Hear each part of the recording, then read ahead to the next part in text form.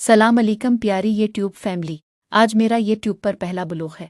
आपकी जानकारी के लिए बताती चलूं कि मेरा नाम आलिया है, जो कि मैं ग्रेजुएशन के पढ़ती हमें। मेरा पहला ब्लॉग मेरे कॉलेज से शुरू होती है। मेरा सेमेस्टर 2 का इम्तिहान हो रहा है। हमारा इम्तिहान तो अच्छा गया है, अब देखते हैं रिजल्ट क्या आता है। वैसे मुझे तो रिजल्ट समझ नहीं आता है ग्रेजुएशन का। हमारे बिहार में भी साफ सफाई का अच्छे से ख्याल रखा जाता है, जैसा कि आप सब वीडियो में देख ही सकते हैं। हमारी वीडियो में बनी रहे और हमें सपोर्ट करें। अगर कोई हमारा रिजल्ट देखना चाहते हैं तो हमें सब्सक्राइब करके रखें। जैसे ही रिजल्ट आएगी सबसे पहले हम अपनी यूट्यूब फैमिली को है बताएंगे। ठीक है गाइस, फिर मिलते हैं अगले ब्लॉग में। तब तक के लिए अल्लाह हाफिज।